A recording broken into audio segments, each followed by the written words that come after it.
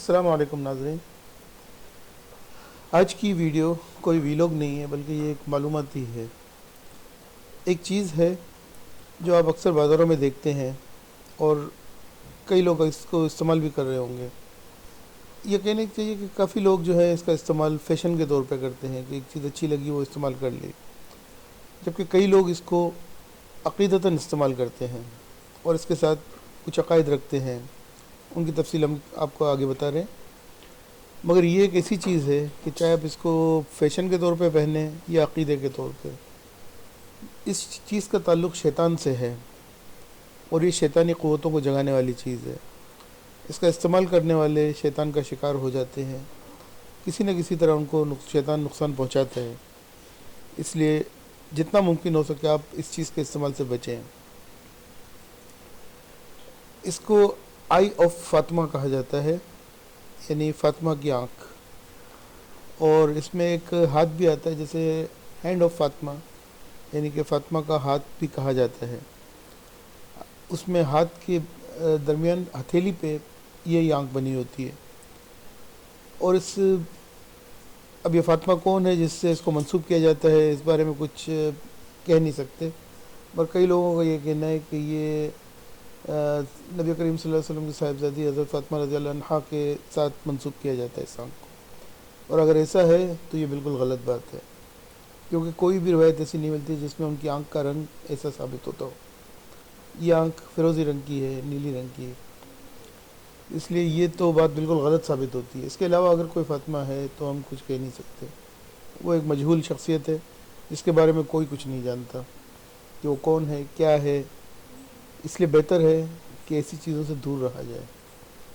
بہرحال شیخ ابو ابراہیم حسنین نے اس کے بارے میں کچھ لکھا ہے، وہ انگریزی میں ہے.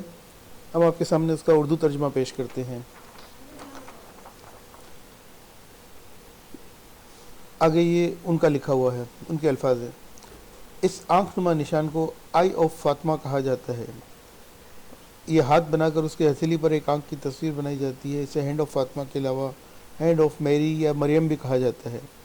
ازیں علاوہ اسے ہینڈ آف گوڈس یعنی دیوی کا ہاتھ بھی کہا جاتا ہے. اس ہاتھ کو ہمسا یا خمسہ بھی کہا جاتا ہے. خمسہ مطلب 5، اور اس میں 5 انگلیاں ہیں اس حساب سے، اور ہمسا اسی کا دوسرا تلفظ ہے. جب اسے ایک مخصوص علامتی ہاتھ پر رکھ دیا جاتا ہے تو اسے فاطمہ کی آنکھ یا فاطمہ کا ہاتھ کہا جاتا ہے. عقل سے عاری ہونے اور اللہ اور اسلام کو نہ سمجھنے کی وجہ سے لوگوں کا خیال ہے کہ یہ علامت نظر لگنے، نقصان اور برائی سے محفوظ رکھتی ہے. وہ اسے اپنی گاڑیوں میں اور اپنے گھر کے دروازوں پر لٹکا دیتے ہیں اور اپنے ساتھ رکھتے ہیں، جیب میں یا گلے میں یا لاکٹ کے طور پر یا کسی بھی طور پر. یہاں تک کہ ہم سوشل میڈیا پر بھی اس کے ڈیجیٹل ورژن دیکھتے ہیں جہاں لوگوں کو امید ہے کہ یہ انہیں حاسد لوگوں سے بچائے گا. مدعا یہ ہے کہ یہ علامت آپ کو کسی بھی چیز سے محفوظ نہیں رکھ سکتی. اس طرح کا اعتقاد انسان کو شرک کی گہرائیوں اور اندھیروں میں ڈال دیتا ہے. اگر یہ اعتقاد رکھتے ہوئے کسی کی موت واقع ہو جاتی ہے کہ یہ علامت اس کی حفاظت کرتی ہے تو وہ شخص ابد تک کے لیے آگ میں داخل ہوگا. یہ اس لیے کہ حفاظت صرف اللہ کی طرف سے ہے اور پناہ بھی صرف اسی سے مانگی جاتی ہے. اس طرح اس علامت یا شکل کو یہ صفت دینا اللہ کے ساتھ شراکت ہے.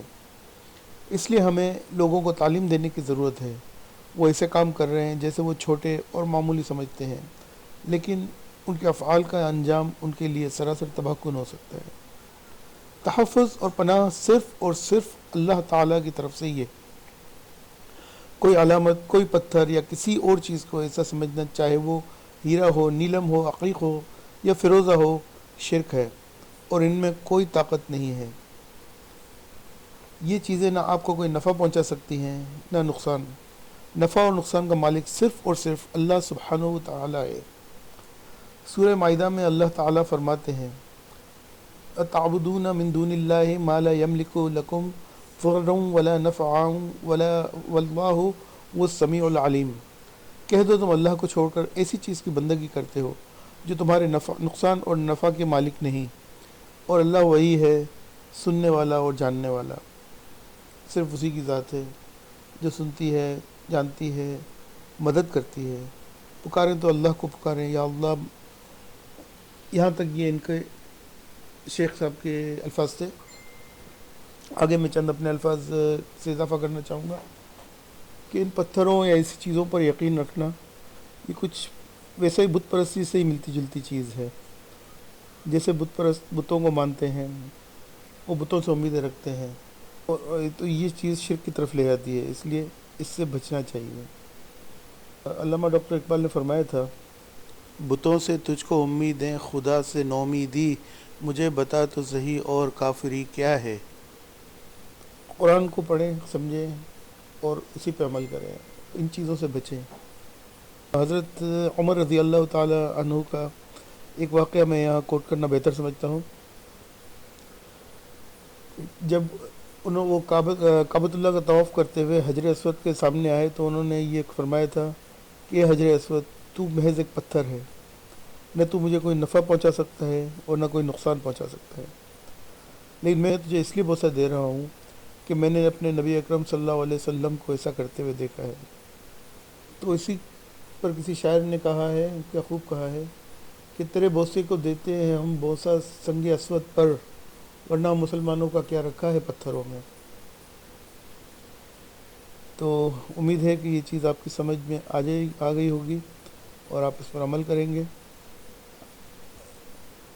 اس ویڈیو کو شیئر لائک تو کرنا ہی ہے، کمنٹ بھی کر دیجئے، اور چینل کو سبسکرائب اگر اب تک نہیں کیا ہے تو وہ کر لیجئے، اور یہ ساتھ میں لگا گھنٹی کا بٹن بھی دبا دیجئے. امید ہے آپ کو یہ ویڈیو پسند آئی ہوگی، اور اب اگلی ویڈیو تک کے لیے اجازت دیجیے. اگلی ویڈیو میں ملاقات ہوگی انشاءاللہ. تب تک کے لیے اپنا بہت خیال رکھیے گا. اللہ حافظ.